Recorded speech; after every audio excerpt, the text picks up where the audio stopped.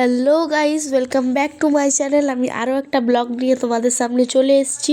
এর আগে আমি একটা ভিডিও ছেড়েছিলাম যেখানে আমি তোমাদের বলেছিলাম যে আমি যেখানে ঘুরতে এসেছি এখানে একটা পাথর আছে অনেক বড়ই, যেখানে বুদ্ধদেব তার তিনি নিজের হাতে লিখেছেন। তো ওটা দেখতেই পেলে ভিডিওর ফার্স্টেই।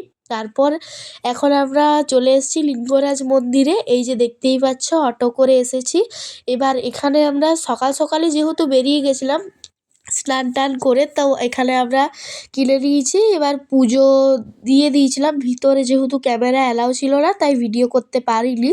এখন আমরা চলে এসেছি উদয়গিরিতে। এখানে উদয়গিরি আর খণ্ডগিরি পাশাপাশি আছে, তো দুটো জিনিসই আমরা দেখব। প্রথমে এখানে আমি টিকিট করতে শুরু করে দিয়েছি, কাটতে করেছিলাম। তো এবার কাটা হয়ে গেছে। এবার আমি যাব উদয়গিরির দিকে, তো খণ্ডগিরি অন্য দিকে আছে।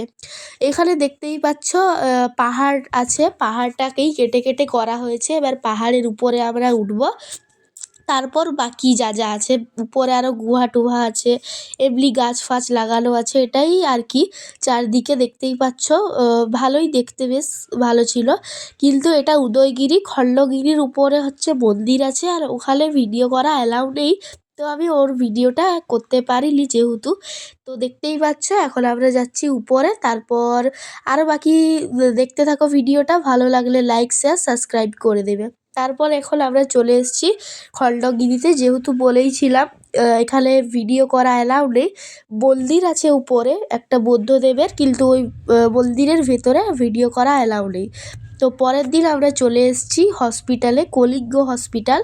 ওটা আমার শুনলাম যে খুবই ভালো, তো আমরা ওখানেই এসেছিলাম চেক আপ করাতে। মেন আমাদের ভুবনেশ্বর যাওয়ার ইচ্ছাই ছিল যে আমরা ডাক্তার দেখাবো, তো যেহেতু ডাক্তারের ডেট পরে ছিল তাই জন্য আমরা ঘুরতে চলে গেছিলাম। তো এবার চলে এসেছি হসপিটালে। এবার মা প্রথমবারই এসেছি আমরা, তো মা এখানে ফর্ম ফিল আপ করছে। এখানে প্রথমে গেলে ফর্ম ফিল আপ করতে হয়, তারপরে এই যে দেখতেই পাচ্ছ এখানে বসে ওয়েট করছি, আর এই ডাক্তারটার কাছেই দেখাবো, ডাক্তার আসেনি।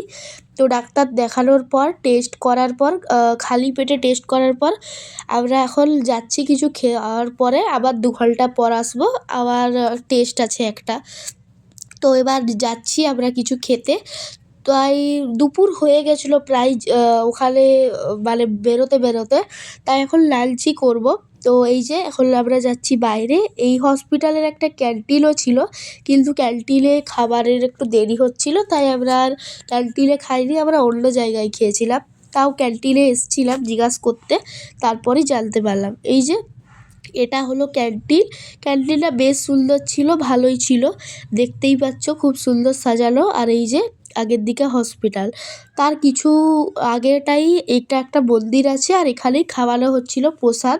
টুকন কেটে, এখানে টাকা দিয়ে টুকন কাটতে হবে, তারপর তুমি এখানে খেতে পারো প্রসাদ। তো আমরা এখানেই চলে এসেছিলাম, যেহেতু হোটেল একটু দূরে ছিল আমরা আর যাইনি দূরের হোটেলে, তো এখানেই চলে এসেছিলাম। এবার আমি আর মা বসে গেছি প্রসাদ খেতে। প্রসাদ এখানে ভাত দিচ্ছিল, ভাতটা একটু আলাদা ছিল, মানে হলুদ ছিল, একটু প্রসাদ টাইপ আর কি আলাদা ছিল। তো খাওয়া দাওয়ার পর এখন আমরা চলে এসেছি ডাবের জল খেতে। হ্যাঁ, এই যে এখানে ডাবের জল খেতে চলে এসেছি। তারপর আমরা আবার ফিরে যাব হসপিটালে টেস্ট করার জন্য বাকি টেস্টগুলো। এই যে এখন আবার আমরা হসপিটালের দিকে চলে এসেছি। হসপিটালে আবার একটা টেস্ট, 1-2টো টেস্ট ছিল সেগুলো করার, আর এখান থেকেই ওষুধ লিখে দিয়েছিল। ওষুধ আমরা এখান থেকেই নিয়ে নিয়েছি, আর আমরা কোথাও বাইরে যাইনি, এইটা নিয়ে নিয়েছিলাম। তো এই অবধি ভিডিওটা, বাই।